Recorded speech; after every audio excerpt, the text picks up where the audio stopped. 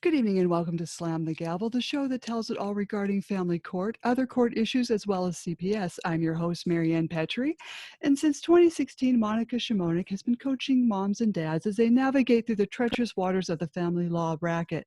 Aside from workshops, which helps with specific problems, her 12-week signature course, The Best Interest of the Parent, uses a four-quadrant model to create a robust healing and empowerment system so that you control the narrative in your life, not the state. Use coupon code SLAMTHEGAVEL to get 10% off the course, and that will be included in the podcast notes. Today, I have attorney Bobby Chacon on my podcast. He's a career federal law enforcement professional with over 27 years experience. Varied career profile includes complex criminal investigations, international deployments, and underwater forensic training. A proven effective team leader who has led teams with missions around the globe, including Iraq in 2005 and 2006. Certified police instructor and FBI adjunct professor program, helped establish and develop the FBI's underwater forensic program from its inception to its current state, and developed the FBI's underwater forensic training program. In 2015, Chacon became the technical advisor on Criminal Minds Beyond Borders, then for season 14 of Criminal Minds, where he also became the writer's consultant. Attorney Chacon then co-wrote an episode of season 15 of Criminal Minds. He has since worked on the series for HBO Max and ABC. And I welcome you, Attorney Chacon. How are you doing this evening? Thank you. Very good. Thanks for having me. So I just was, going through, your profile. I know you've been interviewed a lot. And, I'm thinking, since you've got young people going to school and some of them will be in law school, as you were approached in law school and interviewed to go into the FBI, you said that was a 2-year process. If a young person is looking to do this, what type of 4-year degree or how, would they approach the FBI? Yeah, so the FBI does require, if you go on to the FBI's website or FBIjobs.gov or one of those things, you will see the minimum requirements. This is what I always tell students. When you see the minimum requirements on there, like, for example, the FBI lists a bachelor's degree as a minimum requirement. And if it's in anything other than accounting, you're probably going to have a 5-year work experience in the private sector. There are a few exceptions. And I'm not up on the most recent recruiting procedures, but I went through many years ago. It was 1985 when I applied for the FBI, and I was accepted in 1987. But back then, it was mainly lawyers and accountants that the FBI wanted, because the FBI traditionally has been just lawyers and accountants. It changed. It was starting to change when I started slowly, and now a basic class, new agents class at Quantico is a very mixed bag of people. A lot of, common sense computer scientists. We need people with language capabilities. We need things like that. But what I always remind people that are even initially thinking of applying is you're going to be in some stiff competition, because based on the amount of applications the FBI gets and the amount of available spots that are there for new agents, it's statistically harder to get in the FBI than it is to get into Harvard. So you have to know that while it may require a minimum of a bachelor's degree, you're probably going to be competing for those spots with people that already have their master's degree, may even be in a doctoral program at some point. And I knew a lot of people that came in with their masters and got their doctorates while they were FBI agents.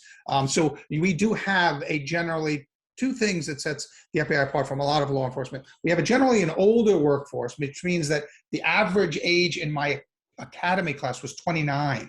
That's old. That's older. You go into some police departments and some other federal agencies, and it's much younger. And also our educational requirements are much higher. So, it wasn't unusual to have somebody in their early 30s with a doctorate degree in new agents training class.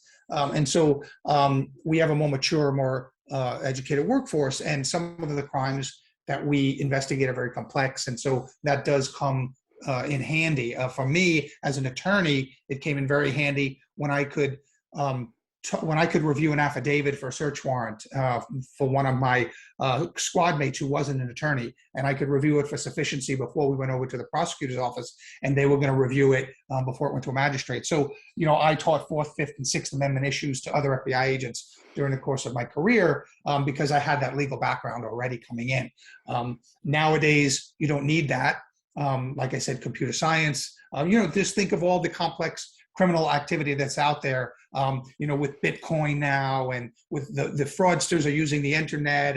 And so if you're well versed in computers and hacking and things like that, that's the kind of thing the FBI needs now. They didn't obviously need that when I came through because it didn't exist. But so just think of, but it's very varied. The FBI now has finally kind of turned the corner and said, we want a more diverse workforce. We want women, we want people of color, because the more diverse we are, the more stronger we are as a population of agents. And we're finally starting to realize that, So I would say be as diverse as you can in your education, in your interests, work hard. But when you look at the website, you see the bare minimums, understand that most of your competition is going to be above that. So get as high as you can, get your advanced degrees, stay in school, do well, show initiative, and that's probably going to carry you far in the application process. Mm-hmm. When you started, also diving, that also included your work as well. You've got to really be able to handle the stress of that. Yeah, and that's something that we really didn't anticipate when we first started the dive program in the mid '90s. Or really, it was this very minute, small unit, and we expanded it greatly in the mid '90s. And then in the late '90s, the FBI laboratory, this is when forensics was coming into its own, and they came to us and said, you've got to be more professional. These dive teams just splashing around out there, but now we need to bring you guys under our umbrella as the FBI lab, and you've got to be laboratory trained, forensically trained, with the process and the procedures that we need, so that when we can get this evidence from you and you recover it, and we can apply it to laboratory testing and stuff. So it has to be recovered properly and has to be transported properly, or else the laboratory tests are not going to yield the proper results. So we thought, and we were going out and recovering a handgun that was thrown in the water, or some evidence that went to the bottom of a lake. Unfortunately, if you think about the timing of it, when we were starting to rebuild this program, so was the internet exploding and things like that, and child predators who took advantage of the internet, their crimes were increasing. And so the FBI started its Innocent Images initiative that has now, expanded greatly. And we wound up being tasked with, locating and recovering children that had been victims of foul play by predators. And so, you had to deal with that. You had to deal with not only recovering this victim properly, and respectfully, and then dealing with the family, but then you had to deal with it yourself. And so, I feel very lucky, because during this process there was so many different changes going on, not only the internet, not only educational things in the United States, but also, looking at law enforcement people who might need help, and the stigma of, needing to see a therapist, and things like that was kind of decreasing and stuff. It's still there actually today, but, being in a macho kind of male dominated field, you did still have some of that stigma that we were working to erase that. And I, for one, as a team leader with 14 FBI agents working for me in very stressful situations, I worked very hard in not allowing that stigma to seep into, and if we came back from a fairly difficult recovery of a child or a teenager, and I knew some of my divers had children that age, I made sure that, their needs were taken care of in that area. And that was all new. That was fairly new back in the 90s and even in the early 2000s. And so now I'm glad to see that, the stigma is almost all gone, and that program has been elevated, and that now when the emotional, mental, emotional needs of people that are dealing with those kind of things are being met and are being taken care of. And I'm really happy to have been involved in some of that early on in the foundational time frames that was happening. I'm sure PTSD is a big part of this FBI job, especially with the diving unit. I would think there would be a lot of beyond stress. Sure, sure, and you know, we don't use the D anymore. We've dropped that. So we post traumatic stress is how we think the term disorder that used to be applied to that. It has a negative connotation to it, and that's part of the stigma to it. So generally, PTS is referred to as PTS now. I think some people still use the D because because traditionally that's what it was called. But we don't refer to it as a disorder, and that's part of the acknowledgement of, this is not something that affects a person. This is something that affects every person. Mm-hmm. So it's all a matter of degrees. It's like no one doesn't face post-traumatic stress. It's a natural reaction of your body, the fight or flight syndrome and all of those things. This is a natural biological process that the human body goes through, and the human mind. When I say body, I'm including the mind, because it's all part of the same person. And some people handle it differently. Some people, I don't like to use the term some people handle it better and some people don't. I just say some people handle it differently. And so differently might mean you see it more on the surface of one person and less on the surface of the other. But when we used to come back, and I was trained in spotting some of those signs, the fact that one person was agitated or one person was kind of sad or, whatever, and one person wasn't, I didn't think that the person that didn't have any outward signs was okay or was handling it better than the other person. It just meant they were suppressing it more. And so, and that wasn't always a good thing. And so I had to be mindful of that and see behavioral changes and, make sure that everybody was the same. You look for behavioral changes. You look for if they're sleeping more than they used to, or if they're, a little angrier or more edgier than they used to be.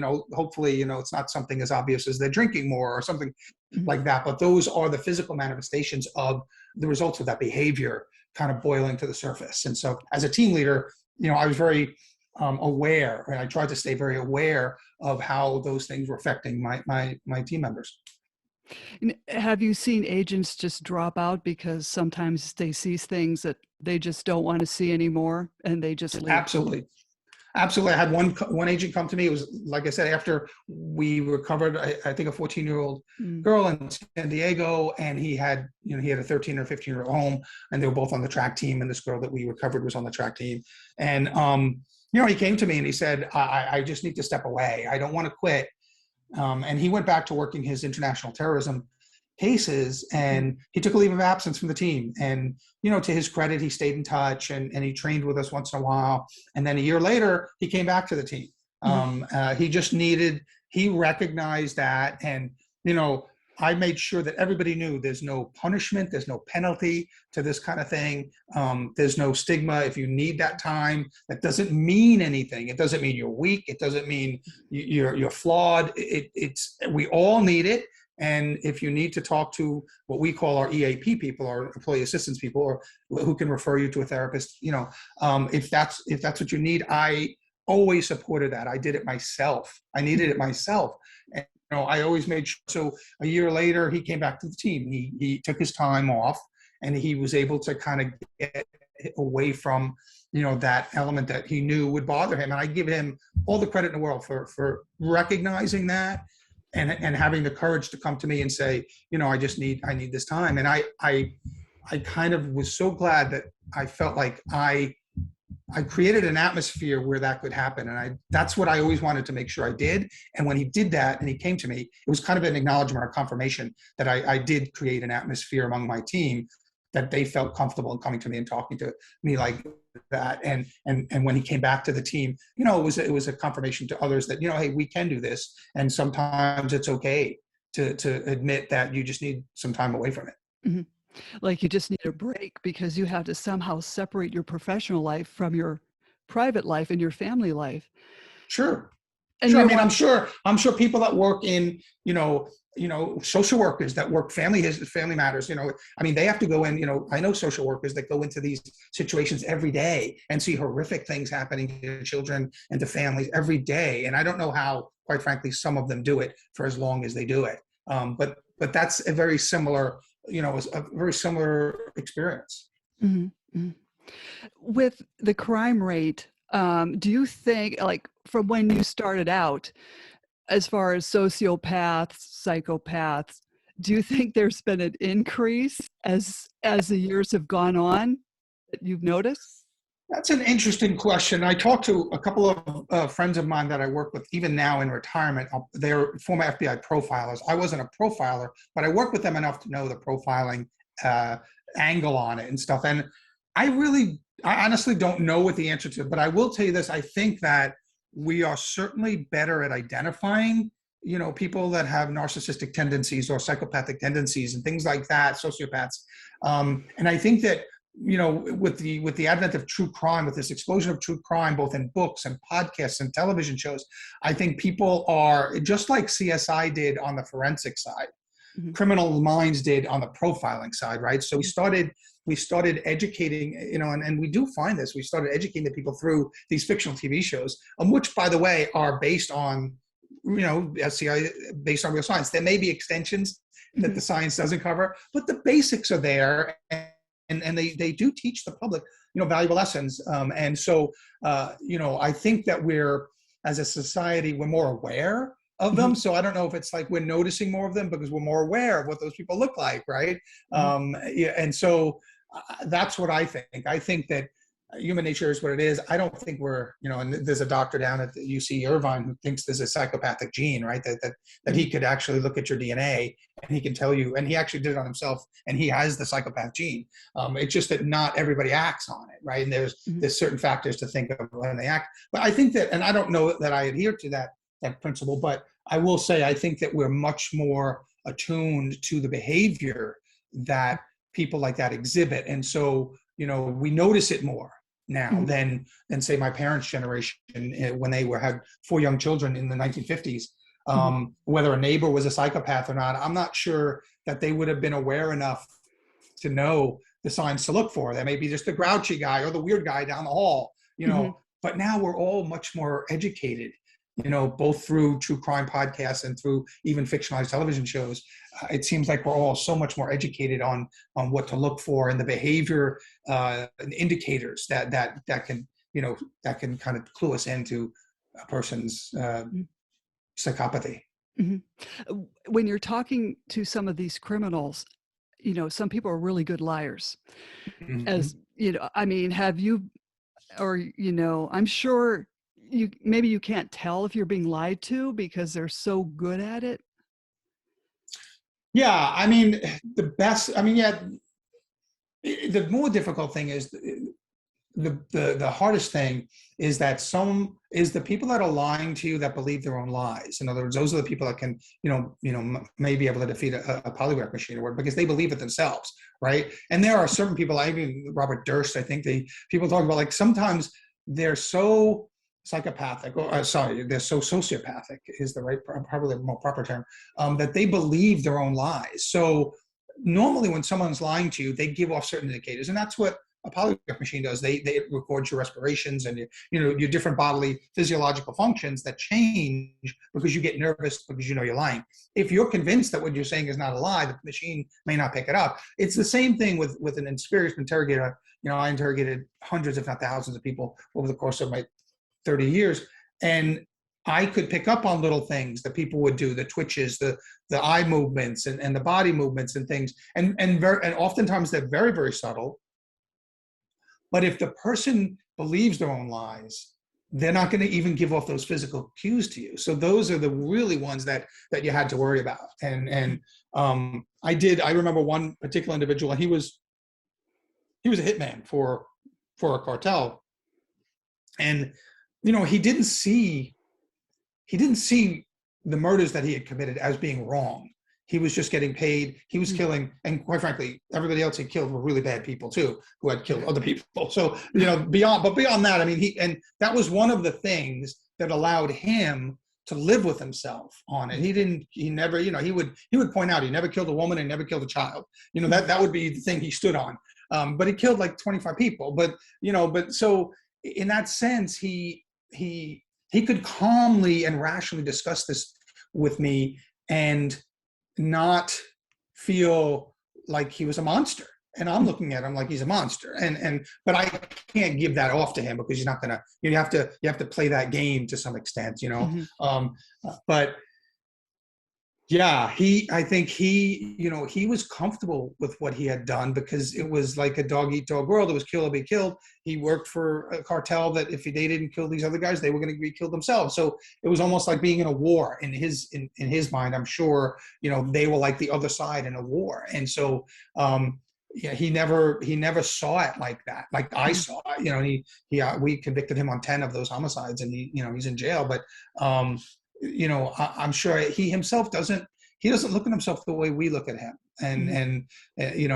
and like I said, he would make this big distinction about he never, and quite frankly, in his defense, not his defense, but I and then I started to think to myself, would I think differently if he had killed a woman or child? And I think, well, yeah, maybe I would have.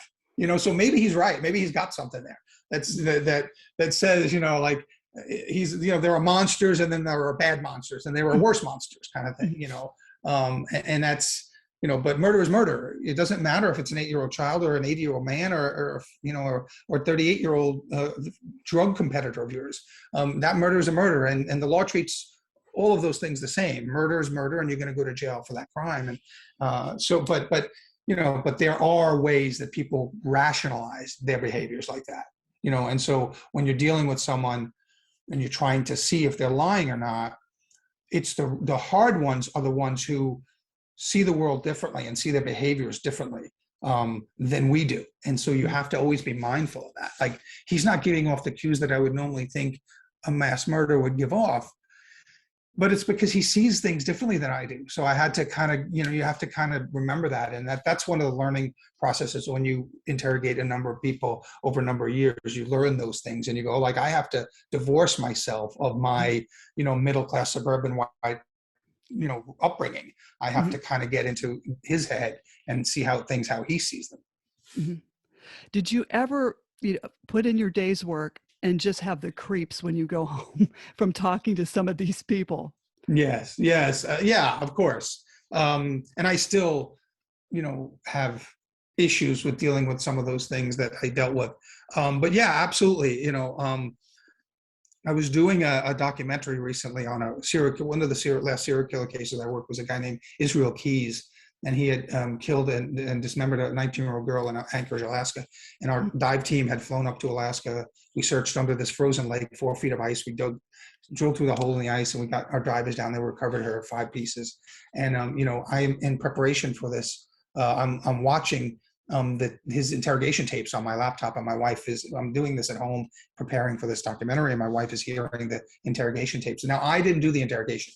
I did the diving, and we recovered the victim. But in the interrogation, the agents and the detectives of Anchorage PD are talking to him, and they knew he liked Snickers, so they would bring him a can of Coke and a Snickers bar in the beginning, and they laugh and go, they'd get him another Snickers, and he's talking about how he dismembered this girl, or he killed this couple, and my wife, I always remember my wife is like, how could they do that? How could they talk to them like that? Well, in the beginning, it was this cat and mouse game. He had all the information, so and so they needed to kind of play his game and placate him to some degree so that they could start getting the information back. And in the end, he admitted to 11 murders before he hung himself in jail. But I'm sure that there was a lot more families we could have gotten closure for. But he admitted to the 11 murders. But a lot of those we didn't have any idea about. And so the interrogators basically had to be friendly with him and had to Mhm. kind of, had to play that game. And that's part of it. And my wife said, quite frankly, I could never do that. I could never go into a room. I said, a lot of people can't, but that's the job. If you Mhm. want to do this job and interview bad people, you can't go in there, treating them like a bad person. You can't go in there judging them for the most part. And so, yeah, that's a difficult thing. And you turn that off when you go in there. But certainly when you leave, you turn it back on. And when you're home among your family and your friends and, quote unquote, normal people again, it starts to come back to you. But the very next day, if you've got another interrogation, you Mhm. better be able to kind of flip that switch and go in there and go, hey, here's your Snickers bar and here's your Diet Mhm. Coke and stuff. And because that's part of the job. Now, has it ever just dumbfounded you that these people just have no remorse after doing things like this? You just sit there and like, how can they just have no remorse? Do you think it was their upbringing or that Well, gene? yeah, nature versus nurture. Yeah, was it? Yeah, were they born that way, or was it their upbringing? It's hard. I don't wonder about that anymore because I think I've dealt with enough psychopaths in my life to know that there are just people that are like that. I don't know, and I quite frankly I don't know the answer whether they were born that way or whether their environment made them that way. But whatever happened to them, usually by their teenage years, that's who they are and that's who they're going to be. Israel Keys, I'll use him as an example because quite frankly he's not alive anymore. But he knew by the time he was 13 or 14 that he was different.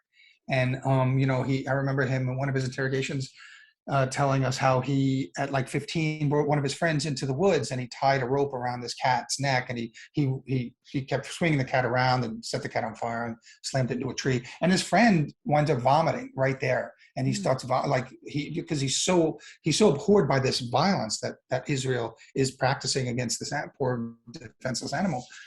And he says he could not understand why his friend was so upset to the point where he's literally vomiting. But he said, but I knew at that point I couldn't take anybody else in the woods with me anymore. And so at that point he knew, like, this him and this is the rest of the world. And he says it wasn't until years later he realized that there may be other people very, very far away that are like him, but they shouldn't get together. And he knew that the rest of the world was different than him. He couldn't bring anybody else on to his inner world. Now, when we arrested him, he was living with a woman who was a nurse, anesthetist.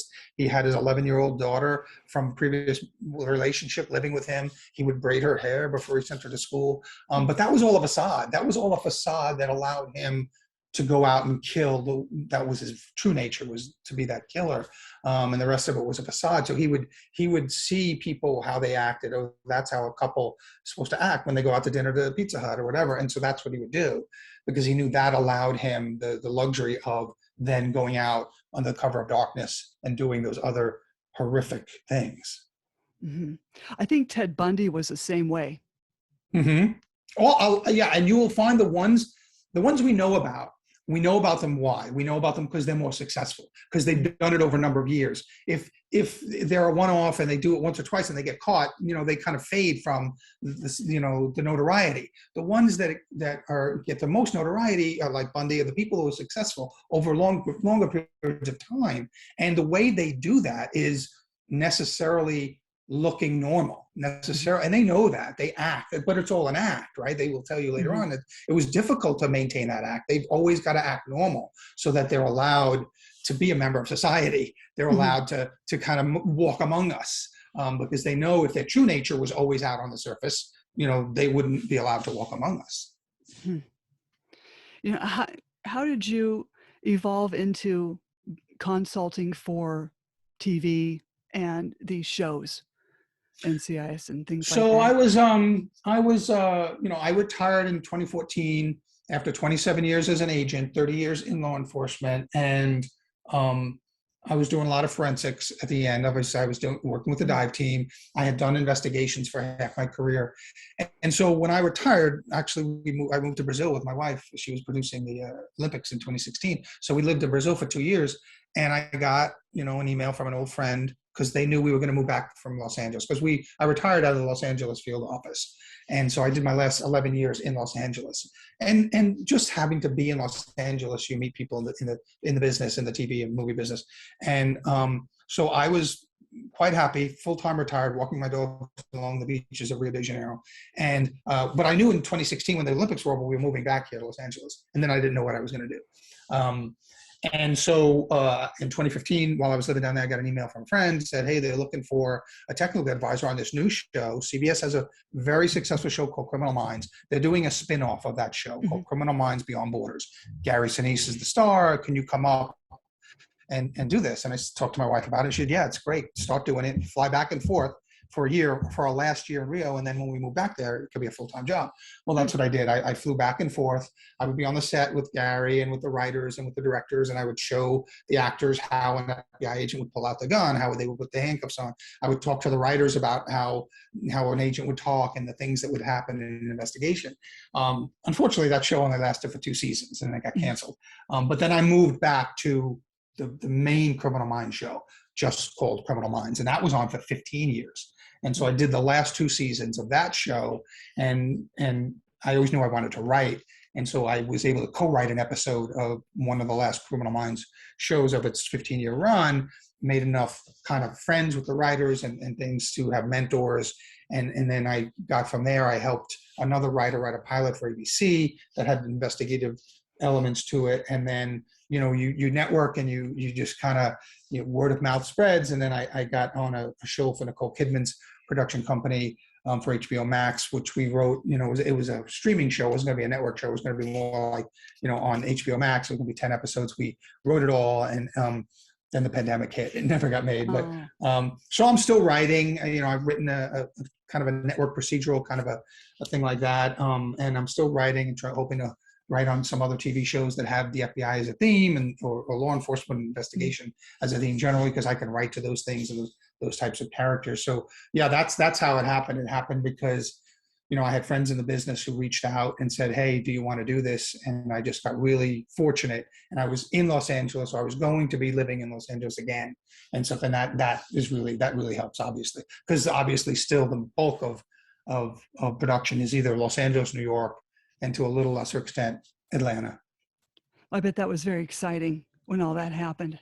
Oh yeah. I mean, being on the set with these major, TV and movie stars and with the writers and having, knowing that I always wanted to kind of be a writer, really, it gave me the opportunity to kind of be a sponge. And I've always been a student, so I became a student and I sat there on that set and I talked to everybody. I learned what everybody on a set does, what this guy does, what that would, a television set is a very unique environment, and so I learned what everybody did, and then I kind of transitioned into the writer's room, kind of learned, what everybody does in a writer's room, and how a story is broken, and how things kind of come to be, and it was really an education. It was like kind of going to film school, but learning actually from the pros, from the professionals who were literally doing the job. So it was really a great benefit. Mm-hmm. Now, did they show court scenes where you would have to advise on that as well? Yes, in fact, in the Nicole Kidman show that I was writing on, there were, I think, 10 writers, and there were 10 episodes, but I was actually co-writing it with our showrunner, Janine Sherman-Barrois, who's just a genius. She's an incredible woman and a genius creatively. But she kind of selected me to help her write episode 7 was where the courtroom drama was going to take place. There's going to be this big thing. Nicole Kidman was going to be on the witness stand and, this whole thing. And so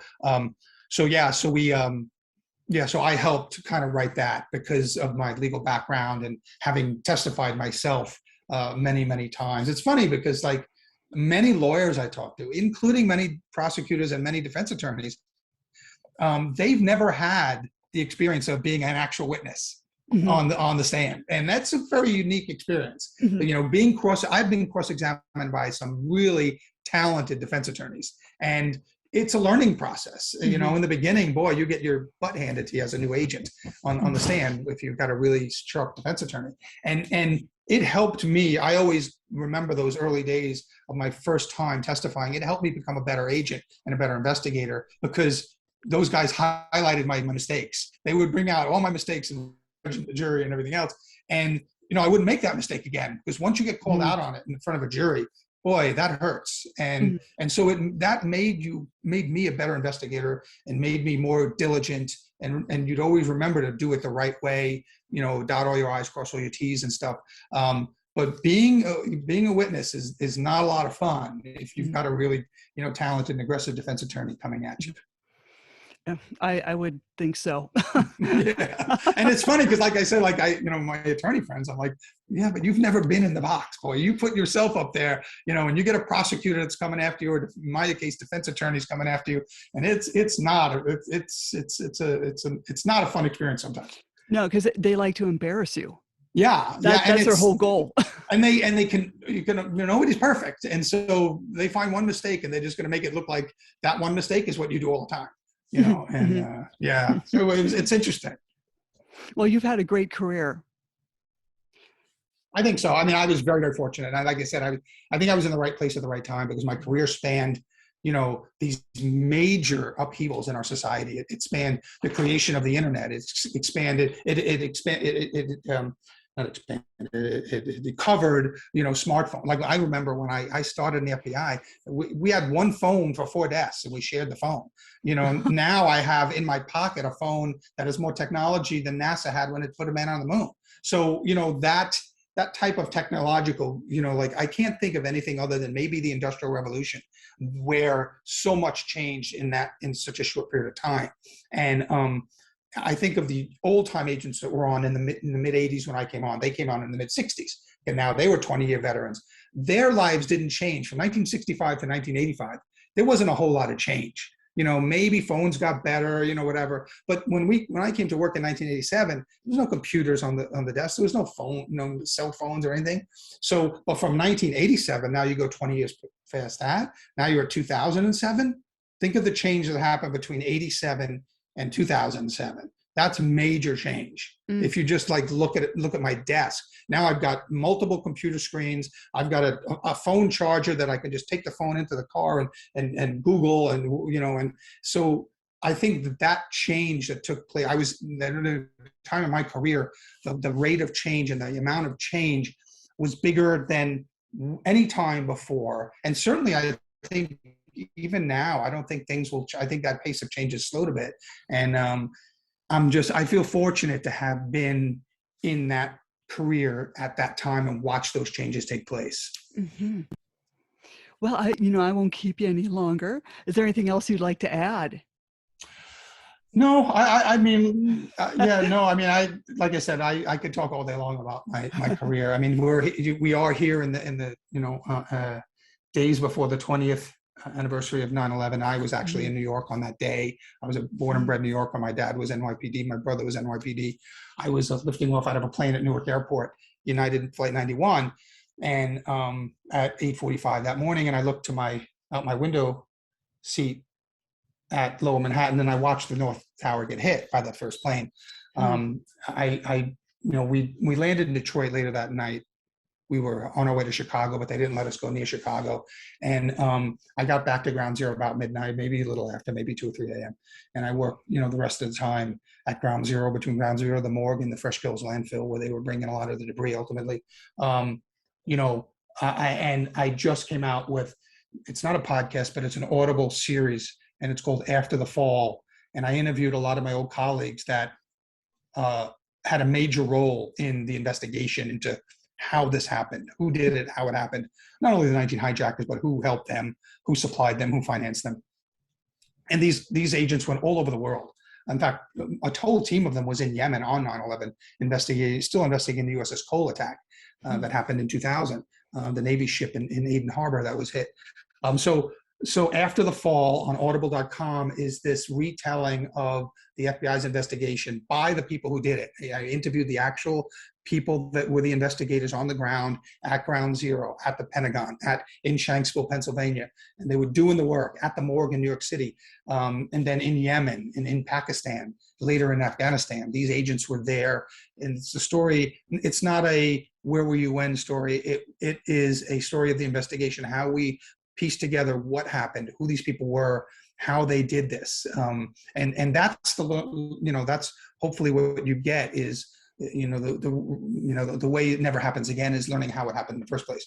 And so After the Fall is on audible.com, and it will, in their own words, if you want to hear from the investigators who actually did it, Mary Galligan is an incredible FBI agent. She ran the entire team of hundreds of agents worked for her, and she tells she kind of tells a big part of that story, and she's just an incredible friend of mine, and there's so many other different people that tell these different stories, and if you want to know how the FBI very quickly figured out who did it, but then the extensive network and how we tracked them down all over the world and brought them to justice. It's also, it's timely because not only is the 20th anniversary coming up in a couple of days, but Khalid Sheikh Mohammed, KSM, who was the planner of, he was designated by Osama bin Laden to be the main planner of it, is down in Gitmo and in Guantanamo Bay, and he's actually now facing hearings and trials and things. So, and that's happening right now too.